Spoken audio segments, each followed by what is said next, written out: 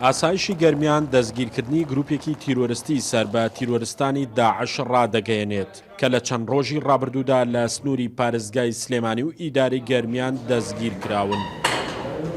باوتەی وتەبێژی ئاسایشی گەرمیان ئەو گروپە لە 3 کەس پێک دێن کە دوانیان لە ناو داعش پلەی ئەمیری هەبووە و بەشداریان لە چەند کردەوەیەکی تیرۆریستی کردووە لە ناوچەکانی پارێزگای کەرکووک و مووسڵ و دیالە.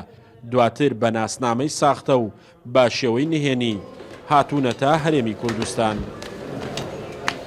دیارە لە پاش دروستبوونی هەندێک جموجۆڵی داعش لە سنووری بەڕێوەبەراتیمان دیارە بە وەکو ئەوەیش گومان هەبوو پاش دەستکەوتنی زانیاریش لە بوونی شانەیەکی نووسوی تیرۆریستانی داعش لە سنووری گەرمیان خۆشبەختانە هێزەکارمان دەستیان کرد بە کۆکردنەوەی زانیاری و بە دواداچوون نووس سەبارەت بەو حاڵەتە لە چەند ڕۆژی ڕابردوودا توانرا 3 کەسی تیرۆریست کە ئەندامی باندێکی تیرۆریستی سەر بە ڕێکخراوی تیرۆریستی داعشن لە سنووری گەرمیان و سلێمانی دەستگیر بکرێت.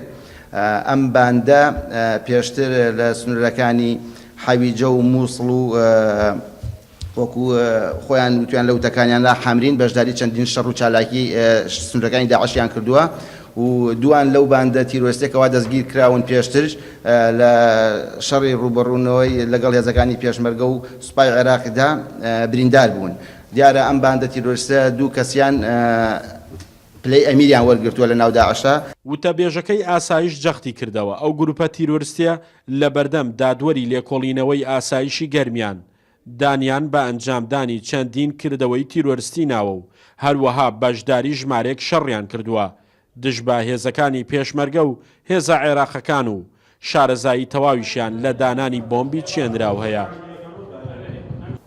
دەڕابوونە خەلا شەهرێن مای 2 مانگ ڕاهێنانیان پێکردین دواتر لە ڕاهێنانەکان دەریان هێناین لە کردەوەکان بەشداریمان کرد و هێزی عێراقی هێرشی کردە سەرمان ناچار کشاینەوە بەشداری کردەوەی دووەمیشمان کرد و بە سێهەمیش لە حەویجە بوو کە تێدا بریندار بوو. وعملية الثانية هم بنفس العملية والثالثة بالحويجة انصابت بها. ئاسایشی گەرمیان دڵنیایی با خەڵکی ناوچەکە ئەدات کە ئەوان بە وردی چاودێری ئەو ناوچانە دەکەن کە جوڵەی تیرۆریستان تێیدا سەری هەڵداوەتەوە لە هەر شوێنێکیش گومان لە بوونیان هەبێت ڕوبەڕوویان دەبنەوە. باسیش لەوە دەکەن دروستبوونی بۆشایی ئەمنی لەو ناوچانەی کە بەدەست هێزە عێراقیەکانەوەیە لە پارێزگای دیالە هۆکارێکن بۆ جوڵەی تیرۆریستان و ئەنجامدانی کردەوەی تیرۆریستی. شاخوان محەممەد، کورسات نیوز، کەلار.